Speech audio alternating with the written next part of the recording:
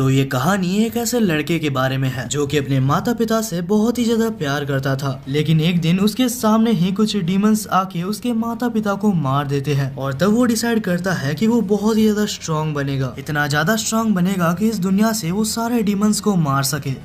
Anime के शुरुआत में हमें बताया जाता है कि बहुत टाइम पहले मॉन्स्टर्स और ह्यूमंस के बीच में एक बहुत ही खतरनाक लड़ाई हुई थी और जब वो लड़ाई खत्म होती है तो ह्यूमंस अपनी जान बचाने के लिए एक खुद का शहर बना लेते हैं। वहीं पे दूर कहीं हमें एक सिटी दिखाया जाता है जहाँ पर उस सिटी की प्रिंसेस जिसका नाम सैली था वो उस सिटी के रॉयल गार्ड से बचकर भाग रही होती है, क्योंकि उसका सपना है कि वो कभी न कभी इस सिटी से बाहर निकल के बाकी दुनिया देखे। लेकिन सैली के पेरेंट्स नहीं चाहते कि वो यहाँ से बाहर निकले, क्योंकि इस सिटी के बाहर काफी ज्यादा खतरनाक मॉन्स्टर्स मौजूद हैं। वहीं पर हमें दिखाया जाता है कि सैली भागते हुए एक सिटीजन से टकराती है और ये कोई और नहीं हमारा मेन कैरेक्टर है और इसका नाम मीको है।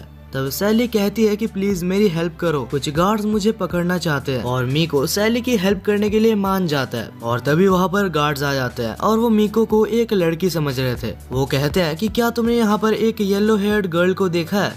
मीको कहता है कि मैंने किसी को भी नहीं देखा और तब मीको उन सोल्जर्स को एक रॉन्ग डायरेक्शन बता देता है जिस वजह से वो लोग वहाँ से चले जाते हैं। गार्ड्स के जाने के बाद सैली बाहर आती है और कहती है कि तुम्हारा बहुत बहुत शुक्रिया और तब वो कहती है कि इस एहसान को चुकाने के लिए तुम मेरे साथ चलो, तुम्हें भूख तो जरूर लगी होगी। और इसके बाद हम दोनों को ही किंगडम के पैलेस में देखते हैं जहाँ वो लोग खाना खा रहे होते हैं, जहाँ सैली मीको को कहती है कि मैं एक एडवेंचरर बनना चाहती हूँ ताकि मैं इस पूरे वर्ल्ड को एक्सप्लोर कर पाऊँ। क्या तुम्हारे पास कोई स्टोरीज है, क्योंकि तुम भी तो एक एडवेंचरर हो ना? मीको कहता है कि तुम्हें जैसा लगता है बाहर की दुनिया उससे काफी ज्यादा खराब है और जहाँ तक मैंने इस सिटी को एक्सप्लोर किया है इस सिटी में काफी कम मॉन्स्टर्स हैं। बाहर के लोग ऐसी सिटी में जीने के लिए कुछ भी देने के लिए तैयार है, तो आखिर तुम इस सिटी से भागना क्यों चाहती हो? तब सैली कहती है कि मैं बचपन से इसी सिटी में रही हूँ और मैंने आज तक बाहर की दुनिया नहीं देखी। और क्योंकि बात करते करते काफी ज्यादा लेट हो चुका था तो सैली सोने के लिए चली जाती है। और अगले सीन में कैसल के कुछ डिस्टेंस पर हमें दो मॉन्स्टर्स को दिखाया जाता है जो कि चुपचाप अंधेरे में कैसल की तरफ घूर रहे होते हैं। अब हमें अगले सुबह दिखाया जाता है जहाँ पर सैली मीको को खोजते हुए उसके रूम में जाती है और जैसे ही सैली मीको के रूम में एंटर करती है तो वही देख के शॉक थी कि मीको एक लड़का है। उसे इतने देर तक लग रहा था कि मीको एक लड़की है क्योंकि उसके इतने बड़े बड़े बाल है। और इसके बाद मीको उसको अपने सारे एडवेंचर्स के बारे में सैली को बताता है और मीको की इन सारी कहानी को सुनने के बाद सैली कहती है कि मैं जरूर अभी इस शहर से बाहर निकलूंगी और एक एडवेंचर में जाऊंगी। वैसे एक मिनट, मेरे पास एक आइडिया है, क्यों ना मीको मैं तुम्हारे साथ ही तुम्हारे एडवेंचर में चलूं? तब मीको थोड़ा सा सीरियस हो जाता है और कहता है कि तुम मेरे साथ मेरे एडवेंचर में आना चाहती हो, लेकिन मैं जो एडवेंचर करता हूँ वो काफी ज्यादा डेंजरस है और ऐसा भी हो सकता है कि तुम 1 घंटे के अंदर ही मारी जाओ। और मारे जाने की बात को सुनकर शैली बिल्कुल ही चुप हो जाती है और कहती है कि ठीक है, मैं तुम्हारे साथ नहीं जाऊंगी। लेकिन तब मीको वहाँ से जाते हुए कहता है कि मैं बस मजाक कर रहा हूँ। अगले सीन में हमें सैली के फादर यानी कि प्रिंस को दिखाया जाता है और जब प्रिंस बैठे हुए थे तब प्रिंस से मिलने के लिए वहाँ पर एक मॉन्स्टर आता है और ये वही मॉन्स्टर है जो कि कल रात को हमें छत पर दिखाया गया था। तब वो मॉन्स्टर प्रिंस से कहता है कि मैं तुम्हारे साथ लड़ाई नहीं चाहता, मैं यहाँ पर एक सौदा करने के लिए आया हूँ और मेरा सौदा ये है कि तुम हर रोज हमको 30 ह्यूमन बॉडीज दो और बदले में हम तुम्हारी सिटी में किसी को भी हार्म नहीं करेंगे। और ये सुन के वहाँ पर मौजूद सारे गार्ड्स काफी ज्यादा गुस्सा हो जाते हैं और उसके ऊपर स्वॉर्ड रख देते हैं, लेकिन तब वो मॉन्स्टर सारे गार्ड में से एक गार्ड को मार देता है और ये कहते हुए चला जाता है कि प्रिंस अच्छे से सोच के बताना, क्योंकि ये ऑफर मैं बार बार नहीं देने वाला। अब ये सब होने के बाद अगले सीन में हम मीको और सैली को देखते हैं जो कि वहाँ से जा रहे थे और जब वो मॉन्स्टर वहाँ से नीचे गुजरता है तो वो मीको को देखता है और मीको को देख के उसे काफी ज्यादा डर लगता है। उसको देखते साथ ही वो किंगडम से बहुत ही जल्दी भाग जाता है, लेकिन वहीं पर हमारे मीको ने भी उस मॉन्स्टर को देख लिया होता है। अगले सीन में हम प्रिंस को देखते हैं जो कि सैली को बुलाता है और कहता है कि अभी बिल्कुल भी बाहर मत निकलना। और इससे पहले कि सैली कुछ बोल पाती बाहर से बहुत सारे आवाजें आने लगती है और जैसे ही वो लोग बाहर देखते हैं तो वो लोग देखते हैं कि बाहर बहुत सारे मॉन्स्टर्स हैं। तभी हमें इस मॉन्स्टर का नाम बताया जाता है जो कि याकी था और उसके साथ जो बड़ा वाला मॉन्स्टर है उसका नाम मोकी है। याकी आकर कहता है कि जल्दी से जल्दी हमें यहाँ से निकलना होगा क्योंकि वो लड़का इधर ही है, अगर हम अभी नहीं भागेंगे तो वो आके हमें मार देगा। उसके अंदर इतना पावर है कि उसने हमारी सिटी को अकेले तबाह कर दिया था। और इतने में ही हमें दिखाया जाता है कि पीछे मीको आ चुका था और फिर वो कहता है कि फाइनली तुम लोग मिल गए, अब तुम्हें मारने में काफी मजा आएगा। वहीं पर मोकी कहता है तो अच्छा ये बच्चा है जिसने हमारी सिटी को बर्बाद किया था, अच्छा हुआ तुम मुझे मिल गए और तुम अभी मरने वाले हो। और इतने में ही सैली वहाँ पर दौड़ते दौड़ते आती है और कहती है कि तुम यहाँ पर क्या कर रहे हो, तुम्हें यहाँ से जल्द निकल जाना चाहिए। और तब मॉन्स्टर कहता है कि अभी भी तुम्हारे पास समय है, यहाँ से निकल जाओ। पर तब मीको स्माइल करते हुए उस स्वॉर्ड को निकालता ही है कि उस मॉन्स्टर का हाथ कट जाता है और फिर अपने बालों को सेट करते हुए कहता है कि तुम लोगों की वजह से मेरे माता पिता मारे गए। और ये कहते हुए वो वहाँ पर सारे मॉन्स्टर्स को बहुत ही जल्दी मार देता है और अपने सारे साथियों को मरता हुआ देख मूकी कहता है कि मैं समझ गया, असली मॉन्स्टर्स हम नहीं, असली मॉन्स्टर तो तुम हो। और इससे पहले कि वो कुछ और बोल पाता मीको आकर उसको मार डालता है। लड़ाई खत्म होने के बाद कैसल के अंदर से मीको के पास एक डॉग आता है और तब मीको और वो डॉग वहाँ से जाने लगते हैं।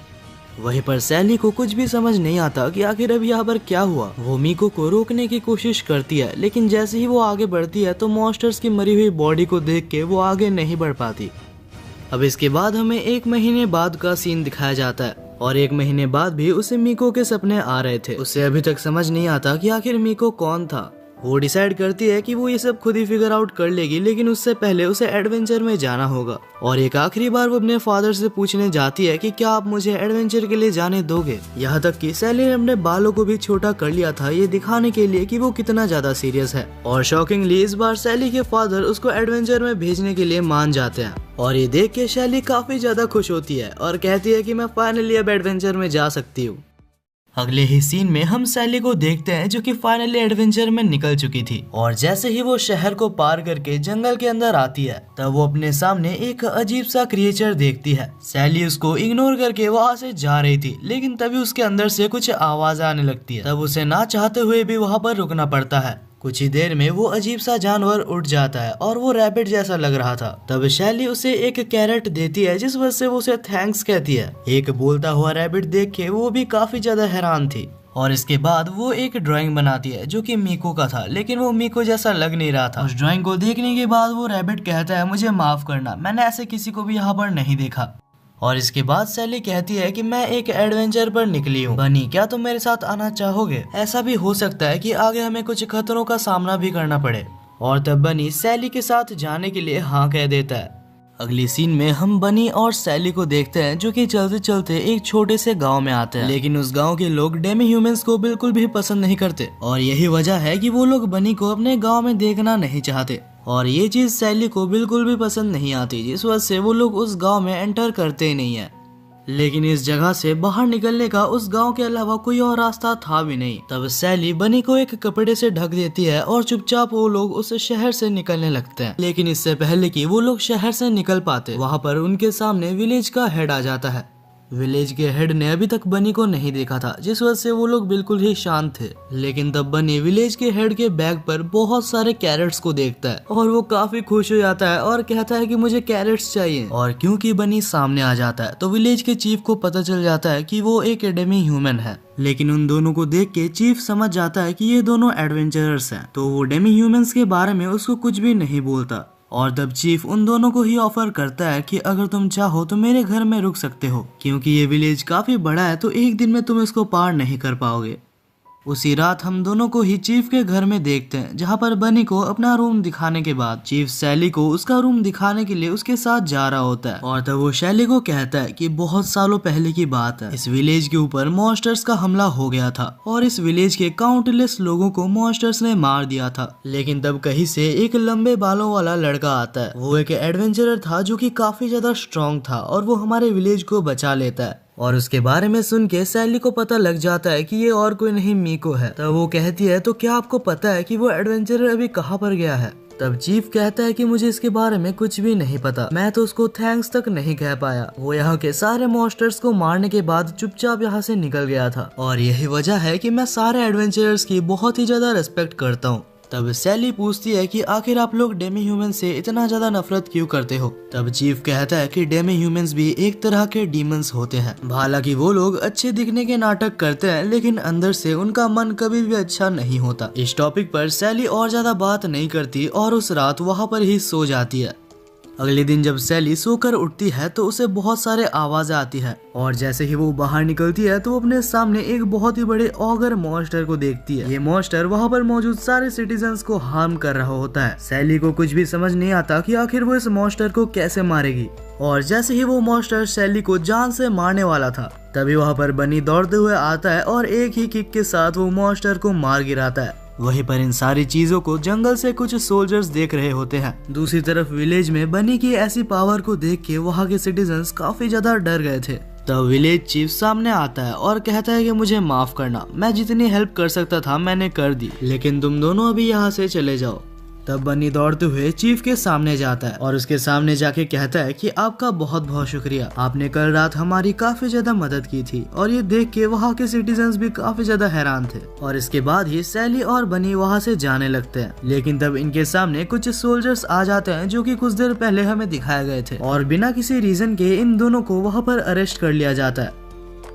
और इसके बाद ही हमें सैली और बनी को दिखाया जाता है जो कि जेल के अंदर थे और तभी वहाँ पर हेड ऑफिसर आता है और आने के बाद उन दोनों को ही जेल से निकालने के बाद वो कहता है कि मेरा नाम हॉक्स है और हमारी मेन विक्टिम ये डेमी ह्यूमन है। इसकी पावर देख के हमें लगा कि ये कभी भी खतरा बन सकती है और क्योंकि तुम भी इसी के साथ थी इसलिए तुम्हें हमने पकड़ा है। लेकिन थोड़ी सी इन्वेस्टिगेशन करने के बाद और उन विलेजर्स से बात करने के बाद उन्होंने बोला कि बनी एक बहुत ही अच्छा डेमी ह्यूमन है और यहाँ तक कि बनी ने विलेजर्स को डीमन से भी बचाया है। और तब हॉक्स को पता लगता है कि बनी बिल्कुल भी बुरी डेमी ह्यूमन नहीं है और क्योंकि हॉक्स ने बेवजह दोनों को अरेस्ट किया था तो एक ट्रीट देने के लिए वो लोग दोनों को ही एक सिटी में ले आते हैं। तब हॉक्स कहता है कि इस सिटी को रिंडेरी सिटी के नाम से जाना जाता है। वहीं पे उस सिटी के बाहर हम दो मॉन्स्टर्स को देखते हैं। यहाँ पर एक मॉन्स्टर जो कि लड़की है उसका नाम मैरी था और इस बड़े वाले भालू जैसे मॉन्स्टर का नाम जेड है और ये दोनों ही प्लान कर इस सिटी के अंदर कब्जा करने का सोच रहे हैं। लेकिन इस सिटी के आउटर वॉल्स काफी ज्यादा स्ट्रॉन्ग है जिस वजह से कोई भी मॉन्स्टर इसके अंदर एंटर नहीं कर पाता।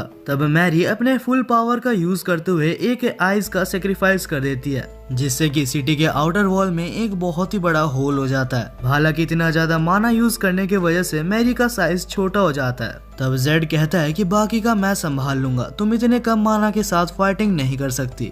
ये कहकर जेड वहाँ पर मौजूद सारे सिक्योरिटी गार्ड्स को मार देता है और जैसे ही वो अंदर जाता है तो सामने उसे सैली दिखती है। नहीं पता क्यों लेकिन सैली अपने कंट्रोल पे नहीं थी, ऐसा लग रहा था कि किसी ने उसको हिप्नोटाइज कर दिया है। और तब सैली जेड की तरफ बढ़ रही होती है लेकिन तब बनी आता है और जेड को दूर हटा देता है और कहता है कि जल्द से जल्द यहाँ से निकल जाओ, मुझे नहीं लगता कि मैं इसे ज्यादा देर तक होल्ड बैक कर पाऊंगा। और तभी सैली अचानक से होश में आ जाती है और हॉक्स उसको ले जाता है। दूसरी तरफ बनी अपने पूरे स्ट्रेंथ से लड़ रही होती है लेकिन फिर भी वो उसको हरा नहीं पाती। बहुत कोशिश करने के बाद भी जेड उसको पकड़ लेता है। बनी के हमलों का उसके ऊपर कोई भी असर नहीं हो रहा था और देख के ऐसा लग रहा था कि बनी काफी जल्दी मरने वाली है।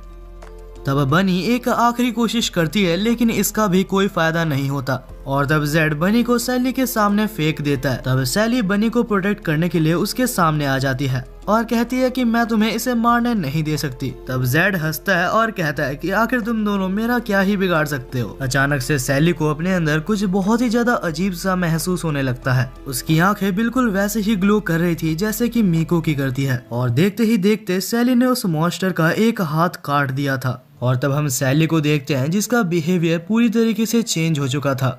वहीं पर अगले सीन में हम एक पेड़ के नीचे मरी को देखते हैं जो कि सोच रही होती है कि आखिर जेड को इतना टाइम क्यों लग रहा है। और तब फाइनली हम अपने मेन कैरेक्टर मीको को देखते हैं जो कि मैरी के बिल्कुल ही पीछे था और कहता है अभी अभी अंदर से जो आवाज आई क्या वो तुम्हारी दोस्त की है। तब मैरी मीको को देखती है लेकिन उसे कुछ समझ नहीं आता आखिर कैसे मीको उसके पीछे आ गया और उसे पता तक नहीं चला। और इसके बाद मैरी बिना कुछ सोचे उसके ऊपर हमला कर देती है। ये हमला वाकई में काफी ज्यादा पावरफुल था जिससे कि वो पेड़ कट जाता है लेकिन इस हमले से मीको को कुछ भी नहीं होता। और तब मीको कहता है कि अच्छा होगा अगर तुम लड़ने की कोशिश ना करो।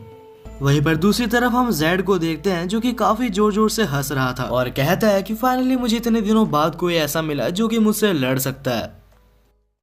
ये कहकर जेड शैली की तरफ एक बहुत ही खतरनाक हमला करता है लेकिन जेड ये देख के चौंक जाता है कि शैली ने उसके अटैक को आराम से रोक लिया था। वहीं पर दूसरी तरफ हम मीको को देखते हैं जो कि मैरी के साथ बैठा होता है। तब मैरी पूछती है कि क्या तुम वही ट्रेवलर हो जो कि सारे मॉन्स्टर्स को शहर शहर जाके मार रहा है।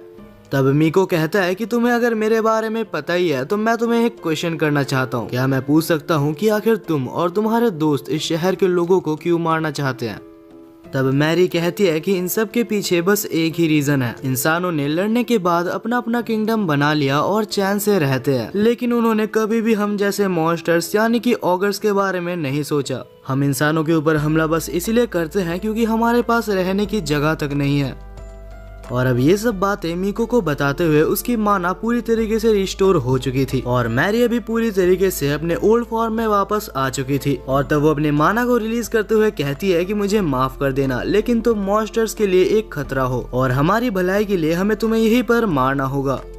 तब मीको कहता है कि तो तुम मुझे मारना चाहती हो। मुझे लगा था कि पहली बार मुझे कोई अच्छा मॉन्स्टर मिला है, लेकिन कोई बात नहीं, अगर तुम मुझे मारना ही चाहती हो तो ट्राई करके देख लो। वहीं पर दूसरी तरफ जेड ने भी ये सेम स्टोरी सैली को भी बताई थी और तब जेड अपना सबसे ज्यादा स्ट्रॉन्गेस्ट हमला यूज करता है, ये कहकर कि तुम्हें मारना काफी ज्यादा इम्पोर्टेंट है। वो हमला इतना ज्यादा स्ट्रॉन्ग था कि वो बिल्कुल कैसल को तोड़ते हुए बाहर आता है और वो हमला इतना ज्यादा पावरफुल था कि मैरी का ध्यान भटक जाता है और टाइम देखकर मीको उसके ऊपर हमला कर देता है, हालांकि वो बस उसकी परछाई थी। तब मैरी कहती है कि तुम मेरे पीछे पड़े हो, लेकिन क्या तुम अपने दोस्तों को नहीं बचाना? मुझे नहीं लगता कि जेड से वो लोग ऐसे ही जीत पाएंगे। तब मीको कहता है कि मैं कोई हीरो नहीं हूँ कि मैं सबको बचाते फिरूं। इस दुनिया में मेरा बस एक ही गोल है और वो है कि सारे डीमन ऑगर्स को मारना। और ये कहने के बाद मीको एक मैजिक करता है जिससे कि मैरी के सारे ऑगर आइज डिस्ट्रॉय हो जाते हैं।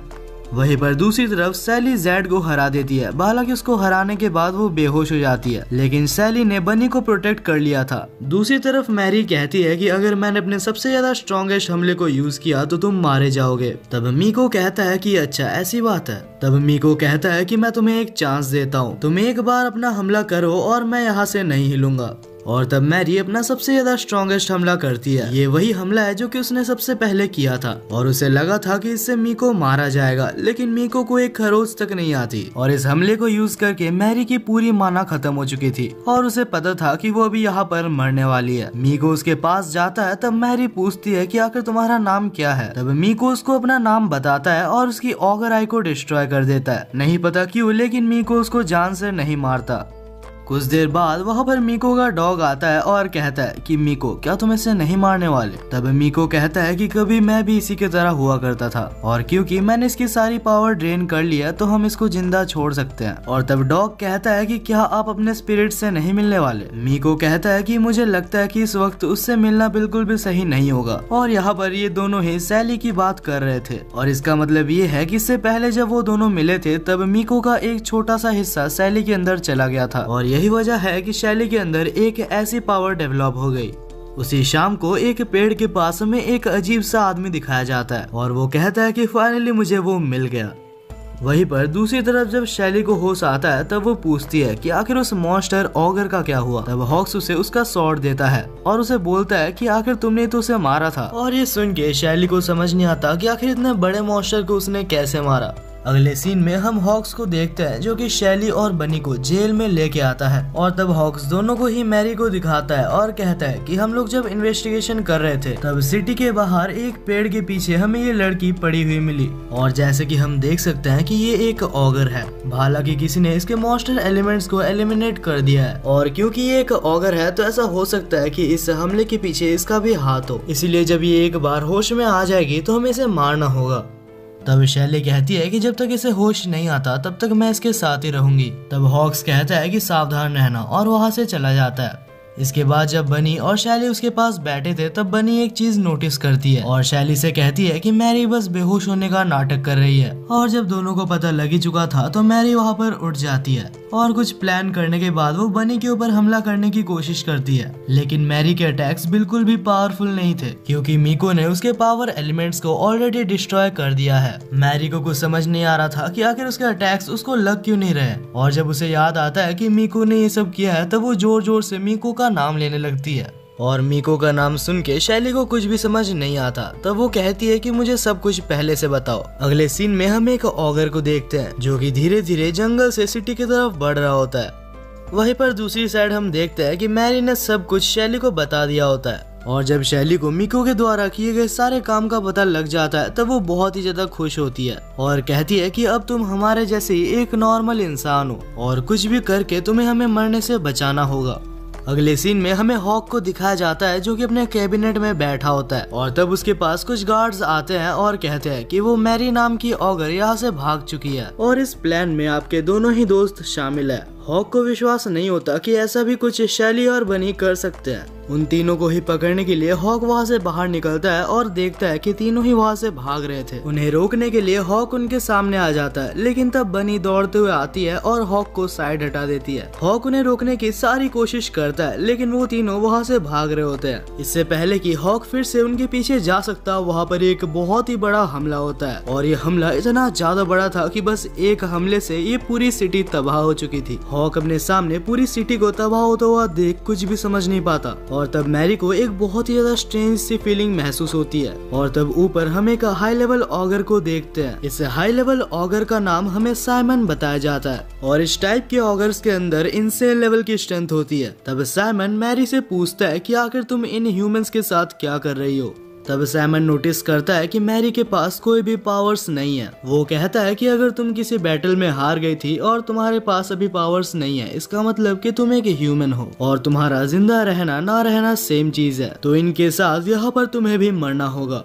तब अचानक से मैरी नीचे बैठ जाती है और कहती है कि आप जैसा कहेंगे मैं वैसा ही करने के लिए तैयार हूँ। लेकिन तब बीच में शैली आती है और कहती है कि तुम्हें ऐसा बोलने का हक नहीं है। मैरी को जिंदा रहना है या नहीं है वो तुम डिसाइड करने वाले कोई भी नहीं होते। इससे पहले कि मैरी और भी कुछ बोल पाती, साइमन उसके पीछे चला जाता है और उसके ऊपर अटैक करने ही वाला था। लेकिन अचानक से साइमन रुक जाता है क्योंकि मिराजी नाम के एक बंदे ने उसको रुकने के लिए कहा था और ये वही है जो कि कुछ देर पहले हमें शहर के ऊपर नजर रखते हुए दिखाया गया था। और तब वो साइमन को कमांड करता है कि तुम शैली के ऊपर हाथ नहीं उठाओगे और वो साइमन को वहाँ से वापस बुला लेता है। ये सब होने के बाद कुछ ही देर में सुबह हो जाती है और तब शैली हॉक्स के पास जाती है जो कि अभी तक वैसे ही बैठा हुआ था। शैली उसे होश में लाती है और कहती है कि अब ये शहर बर्बाद हो चुका है तो हमें फिर से स्टार्ट करना होगा। तब हॉक्स होश में आता है और कहता है तुम सही कह रही हो, हमें सबसे पहले एक ऐसी जगह खोजनी होगी जहाँ की हम रह सकते हैं। तब मैरी कहती है कि यहाँ से थोड़े ही दूर पे एक शहर है और वो शहर काफी बड़ा है तो हमें वहाँ पर रहने की जगह मिल सकती है। अगले सीन में हम सभी को उसी शहर में देखते हैं। हॉक्स कहता है कि सबसे पहले हमें एक रहने की जगह चाहिए और पूरा शहर ढूंढने पर उन्हें एक सस्ता होटल मिल जाता है। लेकिन उस होटल का ओनर भी उनको वहाँ पर रहने से मना कर रहा था क्योंकि ओनर को पता लग चुका था कि उनके साथ एक डेमी ह्यूमन है। पर जब ओनर को पता चलता है कि उनके साथ हॉक भी है जो कि एक आर्मी जनरल है, तब वो रूम देने के लिए मान जाता है। और अब फाइनली इतने मेहनत के बाद उनको एक होटल पे एक सस्ता रूम मिल चुका था। रूम में आने के बाद शैली बाहर से कुछ खाना लाने के लिए जाती है। वहीं पर हॉक काफी ज्यादा दुखी और बहुत ही ज्यादा डिप्रेस हो रहा था क्योंकि उसे बिल्कुल भी समझ नहीं आ रहा था कि आखिर वो भी क्या करेगा। तभी अचानक से हॉक के पास बनी आती है और कहती है कि चिंता मत करो, सब कुछ ठीक हो जाएगा। और बनी के मुंह से ये सारी बातें सुनने के बाद वो काफी ज्यादा मोटिवेटेड और बहुत ही अच्छा फील करने लगता है। कुछ ही देर में जब हॉक भी बाहर कुछ काम से जाने लगा था तब हम मैरी और बनी को देखते हैं। तब बनी कहती है कि जहाँ तक मुझे पता है तुम अभी एक इंसान हो तो तुम्हें भी अपना एक नया नाम मिलना चाहिए क्योंकि मैरी तो तुम्हारा ऑगर नेम है। और तब बनी कुछ देर सोचने के बाद मैरी का नया नाम कैरेट रखती है और मैरी को भी इस नाम से बिल्कुल भी प्रॉब्लम नहीं था, हालांकि उसको ये नाम पसंद आ रहा था। वहीं पर अगले सीन में हम शैली को देखते हैं जिसे अभी तक समझ नहीं आ रहा था कि आखिर सबको क्या पसंद आएगा। शैली बहुत सारे स्टोर्स में जा चुकी थी लेकिन उसे खाने के लिए कुछ भी अच्छा नहीं मिल रहा था। वो बैठ के सोच ही रही होती है कि आखिर उसे क्या खरीदना चाहिए, तभी अचानक से उसके साइड में मीको आ जाता है। अचानक से मीको को देख के शैली को समझ नहीं आता कि आखिर उसे क्या बोलना चाहिए। लेकिन तब मीको कहता है कि फाइनली तुम एक एडवेंचरर बन चुकी हो, तो क्या तुम मुझे बताओगी कि आखिर तुमने अपने एडवेंचर से क्या क्या सीखा। तब शैली कहती है कि हाँ, मैंने काफी कुछ सीखा है और उनमें से सबसे ज्यादा बुरी चीज जो मुझे लगी वो ये है कि ह्यूमंस और डेमी ह्यूमंस कितना ज्यादा आपस में हेट करते हैं। ये सुन के मीको कुछ देर के लिए चुप हो जाता है और कुछ देर बाद पूछता है, अगर एक छोटे से बच्चे के माता पिता को उसी के सामने एक डेमी ह्यूमन मार दे तो आखिर तब तुम क्या करोगी। तब शैली कहती है कि अगर ऐसा कुछ हो तो मैं डेमी ह्यूमन से बहुत ही ज्यादा नफरत करूंगी। तब मीको कहता है कि अगर मैं उसके जगह होता तो मैं सारे डेमी ह्यूमंस को मार डालता। अगले सीन में हम मिराजी को देखते हैं जो कि शहर के एक कोने में खड़ा था और तभी वहाँ पर साइमन आता है जो कि आकर उससे पूछता है आखिर तुमने मुझे उस लड़की को मारने से मना क्यों किया था। तब मिराजी कहता है कि तुम्हें लगता है कि तुम उस लड़की से जीत सकते हो, लेकिन अगर तुम उस वक्त उससे लड़ते तो तुम बहुत ही बुरी तरीके से मारे जाते। साइमन कहता है कि आखिर तुम ये क्या कह रहे हो, वो बस एक ह्यूमन है।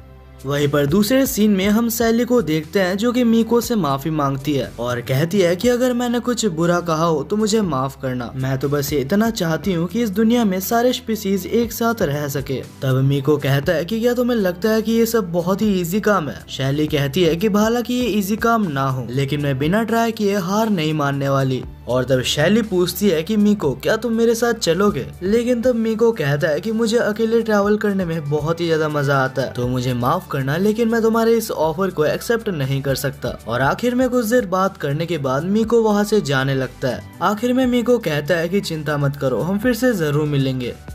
और इसके बाद ही शैली कुछ खाना खरीद के अपने रूम में आ जाती है, लेकिन तब शैली रूम में एक अनजान बच्चे को नोटिस करती है। तब हॉक्स कहता है कि ये हमारे सिटी में से है और इस बच्चे का नाम ब्रेट बताया जाता है। तब ब्रेट बताता है कि जब पूरी सिटी डिस्ट्रॉय हो गई थी तब एक विच मेरे सामने आई थी और उसने मुझे बचा लिया था। हालांकि शैली समझ नहीं पाती कि आखिर एक विच ने एक बच्चे को क्यों बचाया। वहीं पर दूसरी तरफ हमें मैरी को दिखाया जाता है जो कि मिराजी के कहने पर उससे मिलने आई थी। तब मिराजी कहता है कि मैं तुम्हें अभी तक एक ऑगर मानता हूँ और अगर तुम अभी तक सच में एक मॉन्स्टर हो तो मैं तुम्हें कुछ चीजें बोलूंगा जो तुम्हें करनी होगी। तब मिराजी मैरी को शैली के ऊपर नजर रखने के लिए कहता है और ये भी कहता है कि अगर तुम चाहो तो अपने ऑगर आइज से उसके ऊपर नजर रख सकती हो, इससे तुम्हें पता लग जाएगा कि आखिर उसके पास कितनी पावर है। अगले सीन में हम देखते हैं कि सभी लोग उस जगह पर आ चुके थे जहाँ पर ब्रेट ने उस विच को देखा था। उस जगह पर एक बहुत ही बड़ा पेड़ होता है जिसके अंदर विच का घर होता है। जब वो लोग उस घर के अंदर आते हैं तो पहले उनको कोई भी नहीं दिखता, लेकिन कुछ देर बाद हमें उस विच को दिखाया जाता है जिसका नाम वीनी था। तब शैली उसके पास जाती है और कहती है कि तुमने उस बच्चे को बचाया था और क्योंकि तुम एक विच हो तो तुम्हें बहुत सारे मैजिक्स आते होंगे। और तब शैली विच से रिक्वेस्ट करने लगती है कि वो भी उसे कुछ मैजिक सिखा दे, लेकिन तब वीनी कहती है कि मैं तुम्हें मैजिक सिखाऊंगी, लेकिन इसके 1 लाख रुपए लगेंगे। और तब शैली हॉक्स के पास रिक्वेस्ट करने लगती है कि वो उसे कुछ पैसे उधार दे दे, लेकिन हॉक्स कहता है कि मेरे पास इतने पैसे नहीं है। और तब हॉक्स शैली से कहता है कि मैं तुम्हें मैजिक करना तो नहीं, लेकिन स्वॉर्ड चलाना जरूर सिखा सकता हूँ। वहीं पर अगले सीन में हम हॉक को देखते हैं जो कि शैली को स्वॉर्ड चलाना सिखा रहा होता है और वहीं पर मैरी शैली के ऊपर नजर रख के बैठी हुई थी। और तब मैरी अपने ऑगर आइज की मदद से शैली के पावर को देखने की कोशिश करती है। हालांकि जब वो शैली को देखती है तो उसे एक बहुत ही ज्यादा व्हाइट लाइट दिखाई देती है और इसका मतलब ये है कि शैली एक नॉर्मल पर्सन से काफी ज्यादा स्ट्रॉन्ग है। अब हॉक और शैली को ट्रेनिंग करते करते शाम हो चुकी थी और क्योंकि वो लोग अभी एक जंगल में थे तो उन्हें समझ नहीं आता कि आखिर वो लोग रात को कहाँ पे रुकेंगे। और तभी वहाँ पर विच आती है और कहती है कि अगर तुम चाहो तो मेरी जगह पे रुक सकते हो और अगर तुम पैसे नहीं देना चाहते तो बस रूम को साफ कर देना। वहीं पर अगले सीन में हम बनी को देखते हैं जो कि विच के पास आती है और हमें पता चलता है कि बनी और विच पहले के पुराने दोस्त हैं, जहां विच ने बनी के लिए एक हैमर टाइप का वेपन बनाया था। तब बनी उस वेपन के लिए विच को शुक्रिया अदा करती है और फिर वो कहती है कि अगर हो सके तो शैली को मैजिक जरूर सिखाना। और क्योंकि वो दोनों ही पुराने दोस्त है तो विच इस काम के लिए मान जाती है। हालांकि वो बोलती है कि मैं ये काम फ्री में नहीं कर रही, तुम जब इसके बाद मुझसे मिलोगी तो मैं तुमसे बहुत सारे पैसे लेने वाली हूँ। अब अगली सुबह विनी ने सबको बाहर बुलाया होता है और जब शैली को पता चलता है कि विनी उसको मैजिक सिखाने वाली है तब शैली काफी ज्यादा खुश होती है और विनी का शुक्रिया अदा करने लगती है। पर तब विनी कहती है कि रुक जाओ, इतना खुश मत हो, कोई भी मैजिक सीखने से पहले मैं तुम्हारे पोटेंशियल को देखना चाहती हूँ। और तब विनी शैली को बनी के साथ लड़ने के लिए कहती है, लेकिन शैली बनी के साथ लड़ने से मना कर देती है। तब विनी कहती है कि अगर तुम्हें मैजिक सीखना है तो जो मैं बोल रही हूँ तुम्हें वो करना ही होगा। दूसरी तरफ मैरी जब ये सब सुनती है तो उसे अंदाजा हो जाता है कहीं ना कहीं विनी को भी पता है कि शैली कोई नॉर्मल पर्सन नहीं है। वहीं पर शैली बनी के साथ एक नॉर्मल ट्रेनिंग कर रही होती है और जब बनी के साथ उसका ट्रेनिंग खत्म हो जाता है तो वो हॉक्स के साथ स्वॉर्ड फाइटिंग करती है। तब हॉक्स कहता है कि क्योंकि तुम एक बिगिनर हो तो मैं तुम्हारे ऊपर हाथों का इस्तेमाल नहीं करूंगा। तब हमें कुछ टाइम पहले का सीन दिखाया जाता है जहाँ पर विनी और हॉक बात कर रहे होते हैं और विनी उसे बता रही होती है कि आखिर कैसे शैली ने उस जेड मॉन्स्टर को हराया था। तब हॉक कहता है कि अगर शैली के पास सच में एक ऐसी पावर है तो उसे कोई भी नहीं हरा सकता। वहीं पर प्रेजेंट में हम देखते हैं कि शैली बहुत ही बुरी तरीके से हार चुकी थी और शैली कहती है कि तुमने कहा था कि तुम हाथ का यूज नहीं करोगे। तब हॉक कहता है कि हाँ, मैंने हाथ का यूज नहीं किया, मैंने तुम्हें पैर से हराया है। इसी टॉपिक पे जब वो लोग झगड़ रहे होते हैं तब विनी उनको देख के बहुत ही खुश होती है, क्योंकि विनी हॉक के अंदर उसके ग्रैंडफादर को देख रही होती है। उसे याद आता है कि कैसे वो पहले हॉक के ग्रैंडफादर के साथ ट्रेनिंग किया करती थी। और तभी विनी देखती है कि उसके पास एल्फ क्लैन के लीडर और विजार्ड क्लैन के लीडर आते हैं। वो दोनों यहाँ पर इसलिए आए थे ताकि विनी के किए गए मैजिक कास्ट को वो लोग जंगल से हटा सके। तब विनी पूछती है कि आखिर तुम्हें मैजिक बैरियर को क्यों हटाना है। तब वो दोनों कहते हैं कि हम अपने क्लैन को शिफ्ट कर रहे हैं और रिसेंटली वहाँ पर एक बहुत ही बड़ा मॉन्स्टर देखने के लिए मिला है और यहाँ से जाने से पहले हम उस मॉन्स्टर को मारना चाहते हैं। अब इसके अगले दिन हमें दिखाया जाता है कि विनी ने फॉरेस्ट के ऊपर से अपना बैरियर को हटा दिया था और इस मॉन्स्टर ऑगर को हराने के लिए उन्होंने एक प्लान बनाया होता है और प्लान के हिसाब से लिजर्ड क्लैन पहले फॉरेस्ट के अंदर जाएंगे और उस मॉन्स्टर को शहर की तरफ बढ़ने से रोकने का उनका काम है।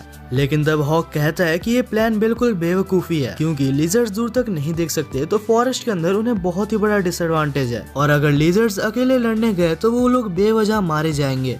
ये बात शैली और हॉक दोनों ही एल्फ क्लैन के लीडर को कहते हैं। तब एल्फ क्लैन का लीडर कहता है कि मुझे पता है कि ये हो सकता है, लेकिन ये हम दोनों क्लैन्स ने मिलकर डिसाइड किया है और असलियत में अगर वो मॉन्स्टर मारा जाए और साथ ही कुछ लिजर्ड्स भी मारे जाए तो इससे हमारे एल्फ क्लैन को कोई भी फर्क नहीं पड़ेगा। और एल्फ क्लैन के लीडर की ऐसी बातें सुन के शैली आगे कुछ भी नहीं बोलती।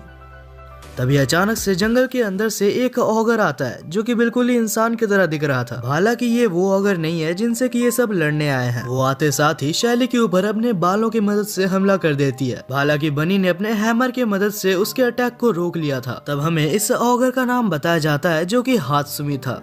दूसरी साइड विनी को ये सारी चीजें अजीब लगी रही होती है कि वहाँ पर एक बहुत ही बड़ा अर्थक्वेक आता है और तभी वो मेन ऑगर जंगल से बाहर आ जाता है और सभी लोग ये देख के काफी हैरान थे कि ये ऑगर एक बहुत ही बड़ा पेड़ जैसे लग रहा है। तब विनी सबको कहती है कि इसके लुक्स पे मत जाना, मैं इसको रोकूंगी, तब तक तुम सभी यहाँ से भाग जाओ। लेकिन तब शैली कहती है कि ऐसा नहीं हो सकता, ये काम काफी ज्यादा खतरनाक है और इससे तुम्हारी जान भी जा सकती है।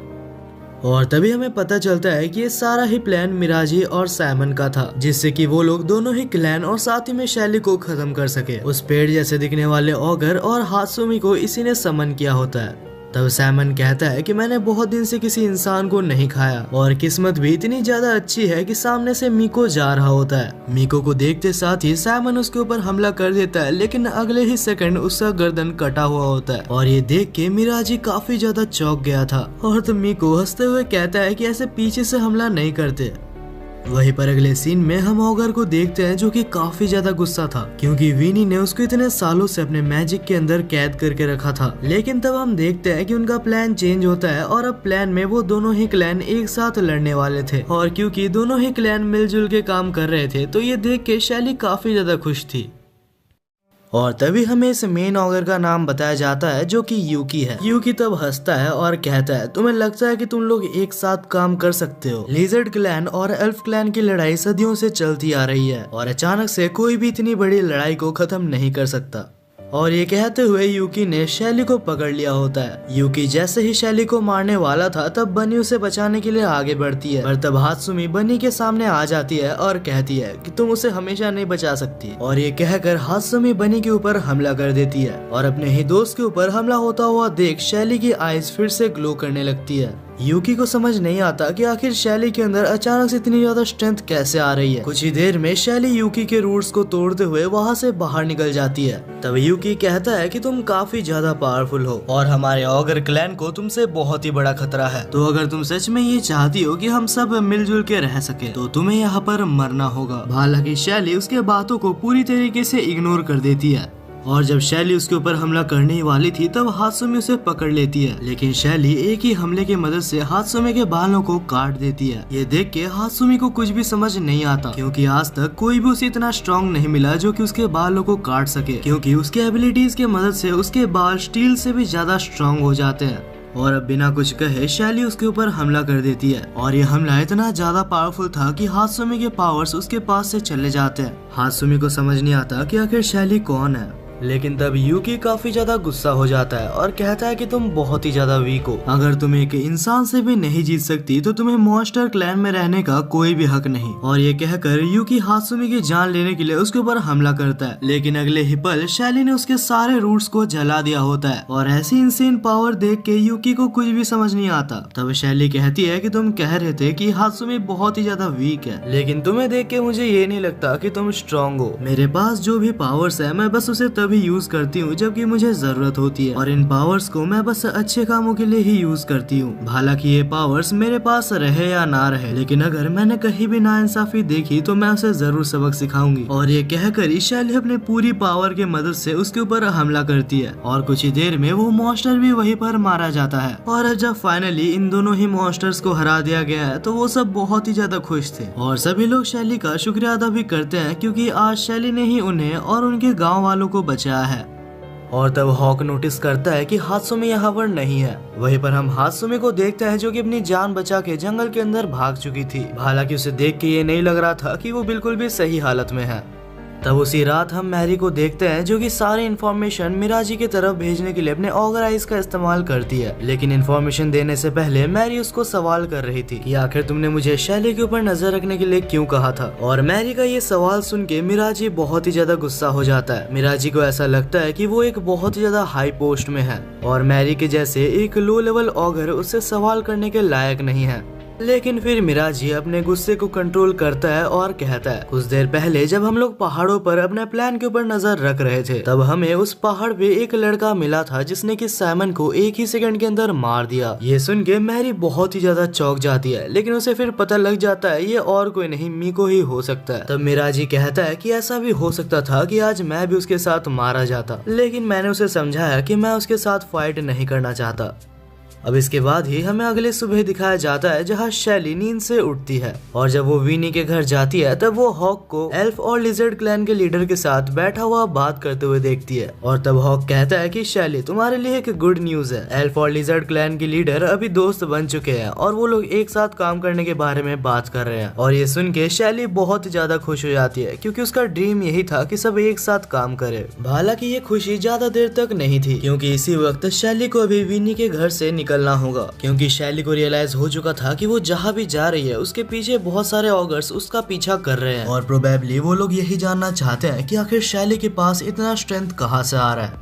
अगले सीन में हम शैली को देखते हैं जो कि वहाँ से निकल रही थी और उसके साथ उसके एडवेंचर में हॉक्स, मैरी और बनी उसके साथ जाने वाले थे। और इसके बाद ही विनी को अलविदा कहकर वो लोग वहाँ से निकल जाते हैं।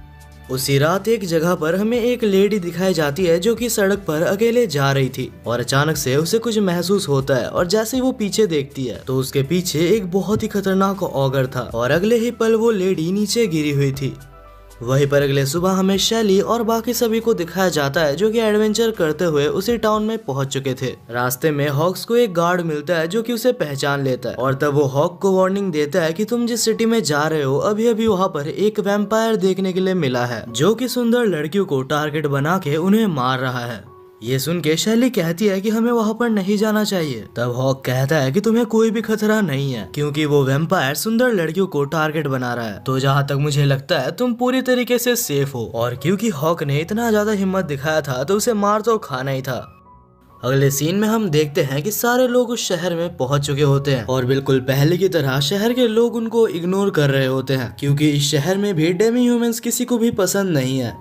और डेमी ह्यूमंस के तरफ इतना हेट देख के मैरी बहुत ही ज्यादा गुस्सा हो जाती है। वो कहती है कि मुझे पता है कि ह्यूमंस पहले से ही ऐसे हैं। और तब वो शैली को कहती है कि चलो इनको सबक सिखाते हैं। पर तब शैली कहती है कि मैं अपने पावर्स को इनोसेंट पीपल के ऊपर यूज नहीं कर सकती। और क्योंकि शैली ने मैरी की बात नहीं मानी तो मैरी को बिल्कुल भी अच्छा नहीं लगता। वहीं पर बहुत खोजने के बाद फाइनली उनको एक होटल मिल गया था। वहीं पर बनी और मैरी कुछ खाना लेने के लिए वहां से चले गए थे। हालांकि बनी को अभी कोई कपड़ा नहीं मिला था जिससे कि वो अपने चेहरे को ढक सके। और तभी एक दुकान में बहुत सारे कैरेट्स देखकर बनी बहुत ही ज्यादा खुश हो जाती है और वो कुछ कैरेट्स खरीदना चाहती थी, लेकिन उस स्टोर का ओनर बनी के पैसों को लेने के जगह उसके पैसों को नीचे फेंक देता है और कहता है कि मैं तुम्हें कुछ भी नहीं देने वाला। और ये देख के मैरी को फिर से बहुत ही ज्यादा गुस्सा आता है। वहीं पर बनी बिना कुछ कहे अपने कॉइन्स को उठा रही होती है। अगले सीन में हम हम शैली और हॉक को देखते हैं जो कि इसी बारे में बात कर रहे होते हैं। हॉक कहता है कि हमें बनी को अकेले नहीं भेजना चाहिए था क्योंकि यहाँ के लोग भी उसे पसंद नहीं करते और उसने अपने फेस को भी कवर नहीं किया तो लोग उसे बहुत सारे बातें बोलेंगे और इस चीज से बनी को भी बहुत ज्यादा बुरा लगेगा।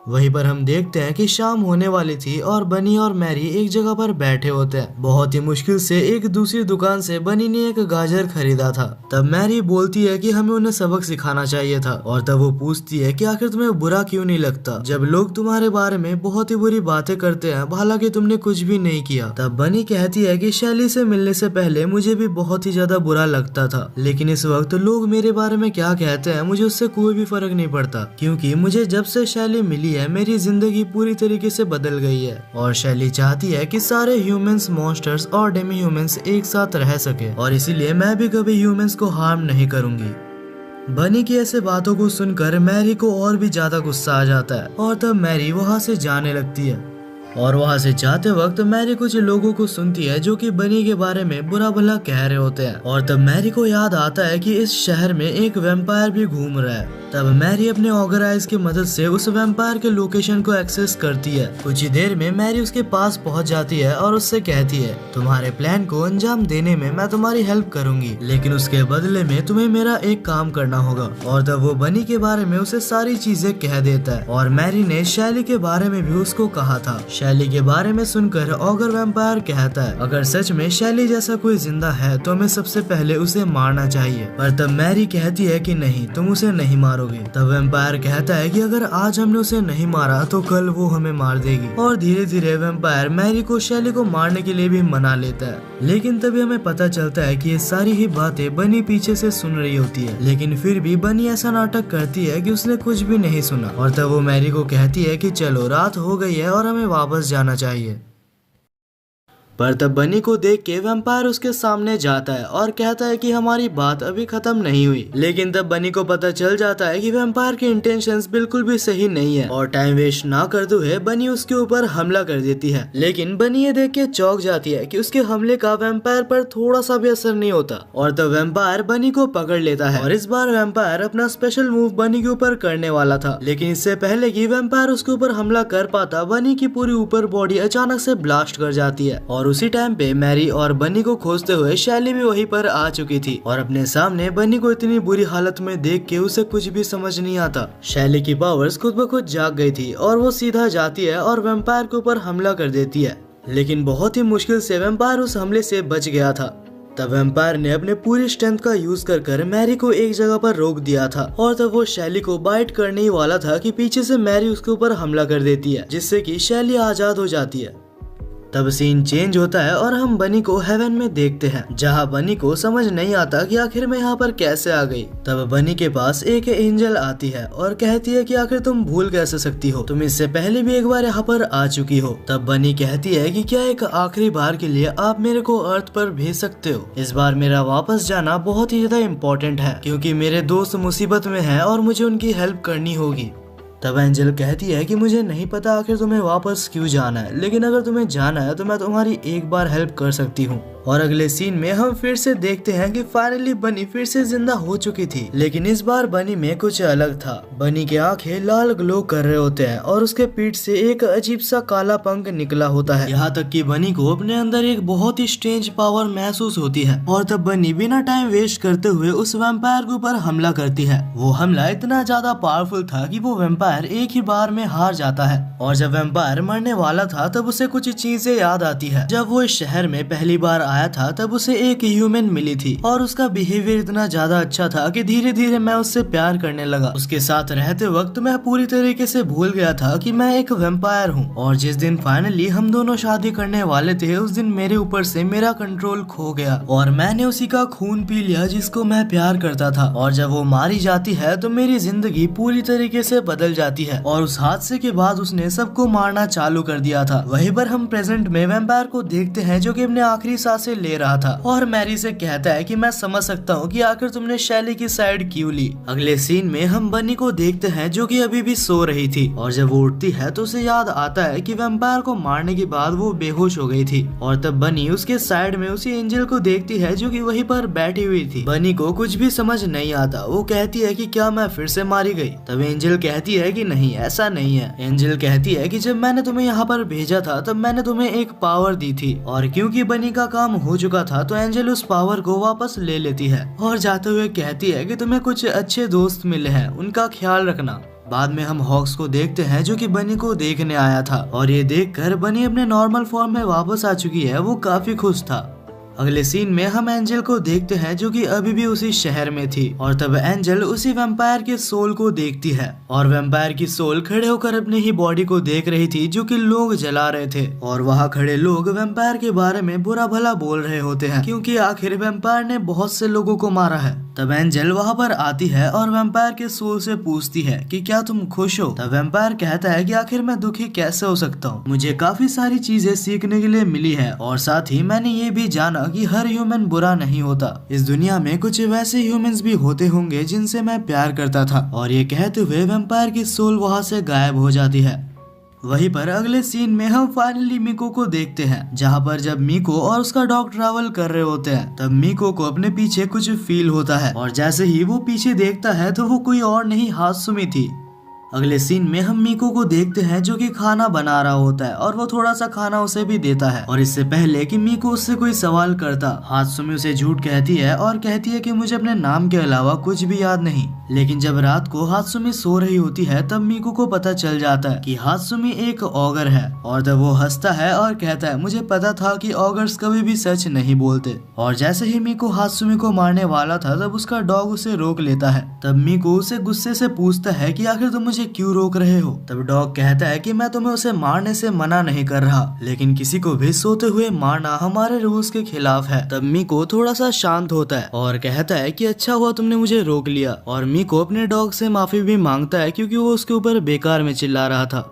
अगले दिन जब मीको और बाकी सब आगे बढ़ते हैं तो उनके पास एक ऑगर आता है और जैसे ही मीको उस ऑगर को मारता है तो हात्सुमी के सिर में दर्द होने लगता है। और इसके बाद जैसे ही वो लोग थोड़ा आगे बढ़ते हैं तो मीको को वहाँ पर एक मिड लेवल का ऑगर दिखता है। ये ऑगर भी काफी ज्यादा पावरफुल होते हैं और पूरे ऑगर क्लैन में इनकी पावर मिडिल में आती है। तब वो ऑगर बहुत ही ज्यादा गुस्सा हो जाता है और कहता है अपना फाइट हारने के बाद तुम वहाँ से भाग गई और सिर्फ तुम्हारी वजह से हमारे मास्टर यूकी वहाँ पर मारे गए, जिस वजह से तुम्हें जिंदा रहने का कोई भी हक नहीं है। और ये कहकर वो ऑगर हात्सुमी के ऊपर हमला कर देता है और उस हमले के बाद हात्सुमी बहुत ही बुरी तरीके से इंजर्ड हो चुकी थी। वहीं पर मीको साइड में खड़े होकर ये सभी कुछ देख रहा था, लेकिन मीको को ऑगर्स के फाइट में जाके उन्हें रोकने का कोई शौक नहीं है। वहीं पर हात्सुमी बहुत ही बुरी तरीके से इंजर्ड हो गई थी और नीचे गिर गई होती है। आखिरी टाइम पे हात्सुमी रोते हुए अपने ऑगर हॉर्न को पूरी तरीके से निकाल लेती है और मीको से कहती है कि मैं और ऑगर नहीं हूँ, मैं एक इंसान हूँ, प्लीज मेरी हेल्प करो। और ये कहकर हात्सुमी वहीं पर बेहोश हो जाती है।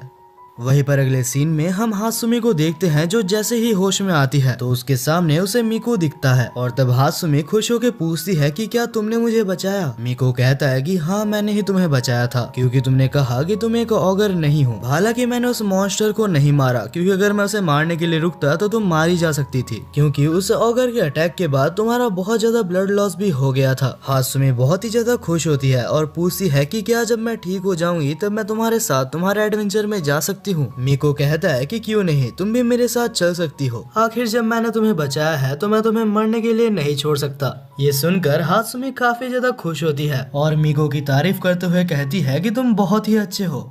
अगले सीन में हम उस सिटी को देखते हैं जहाँ पर अभी शैली, हॉक्स और बाकी सब रुके थे। वहाँ पर एक टूर्नामेंट भी हो रहा था जहाँ पर हॉक्स ने हिस्सा लिया था और उसी सिटी में कहीं पर मीको भी होता है। वहीं पर उस कंपटीशन में हॉक्स सबको बहुत ही इजीली हरा रहा था। बाद में हम शैली, बनी और मैरी को देखते हैं जो कि हॉक के बारे में ही बात कर रहे थे। वो कहते हैं कि हॉक इस टूर्नामेंट में इसलिए हिस्सा ले रहा है क्योंकि उसे और ज्यादा स्ट्रॉन्ग बनना है। वहीं पर जैसे ही शैली आगे देखती है तो वो मीको को नोटिस करती है और तब शैली मीको को पकड़ने के लिए उसके पीछे भागती है। बाहर जैसे ही दोनों मिलते हैं तो मीको शैली को एक बेंच में बैठाता है और कहता है कि मुझे नहीं पता था तुम भी यहाँ पर हो। मीको शैली को पानी देता है और कहता है मुझे माफ करना, मेरे पास और पैसे नहीं है। मीको शैली को ये भी कहता है कि मुझे एक ऑगर मिला है जिसका ख्याल रखने में मेरा सारा पैसा वहीं पर लग गया, नहीं तो मैं तुम्हें एक बहुत ही अच्छा ट्रीट देता।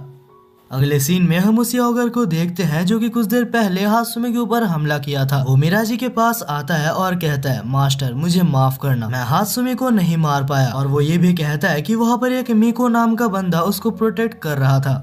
मिराजी कहता है कि कोई बात नहीं, तुमने सही किया, तुम वैसे भी मीको को नहीं हरा सकते। और तब हम वहाँ पर एक छोटी सी लड़की को देखते हैं जिसका नाम हमें सेलिना बताया जाता है। सेलिना मिड ऑगर से कहती है कि मुझे अपने ऊपर बैठाओ और मैं जहाँ बोल रही हूँ मुझे ले जाओ, लेकिन मिड ऑगर कहता है कि मैं तुम्हारा नौकर नहीं हूँ। लेकिन तब मिराजी मिड ऑगर को डराने के लिए कहता है इस एस लेवल के ऑगर को उसी ने मारा है। और अब ये कहने के बाद मिड ऑगर और कुछ भी नहीं बोलता। वो सेलिना को कंधे पे बैठाता है और मिराजी के साथ एक जगह पर चला जाता है। और जब वो दोनों ही वहाँ पर पहुँच जाते हैं तो वो मिड ऑगर देखता है कि वहाँ पर बहुत सारे ऑगर्स थे और वो सभी लोग एक बहुत ही इम्पोर्टेंट मीटिंग के लिए वहाँ पर इकट्ठा हुए थे। और जैसे ही मीटिंग चालू होती है तो मिराजी वहाँ पर मौजूद सारे ऑगर्स को एक मैप दिखाता है और कहता है कि इस मैप में जो रेड पोर्शन है वो हमारे ऑगर की कब्जा की हुई जमीन है और हमारी ये कब्जा की हुई जमीन बहुत ही जल्दी कम हो रही है और इन सब के पीछे बस एक पर्सन का हाथ है और उस पर्सन का नाम है मीको। और जब सारे ऑगर्स को पता लगता है कि इन सारी चीजों के पीछे बस एक पर्सन का हाथ है, तब कोई भी मिराजी के बातों को सीरियसली नहीं लेता क्योंकि उन्हें लग रहा था कि बस एक ही पर्सन क्या ही बिगाड़ लेगा। लेकिन तब मिराजी साइमन का कटा हुआ सर दिखाता है। साइमन का ये हाल देख के वहाँ पर मौजूद सारे ऑगर्स कुछ भी समझ नहीं पाते क्योंकि उन सारे ऑगर्स में से साइमन उनसे काफी ज्यादा स्ट्रॉन्ग था। जहाँ वहाँ पर मौजूद सारे ऑगर्स बिल्कुल चुप हो गए थे और उन्हें समझ नहीं आता कि आखिर उन्हें क्या करना चाहिए। तभी उन सब के बीच में से एक ऑगर का चाइल्ड बाहर आता है जिसका नाम टोडोरो था और उसके पास थंडर पावर्स थी। वो कहता है कि अगर साइमन एक छोटे से बच्चे से मारा गया तो इसका मतलब कि साइमन बहुत ज्यादा वीक था। लेकिन तब मिराजी कहता है कि साइमन अकेला नहीं है, उसके साथ मैरी, यूकी और बहुत सारे ऑगर्स भी मारे गए हैं। और जब टोडोरो मैरी का नाम सुनता है तो उसे बहुत ही ज्यादा गुस्सा आता है और वो कहता है कि इस मिको को मैं अपने हाथों से मारूंगा।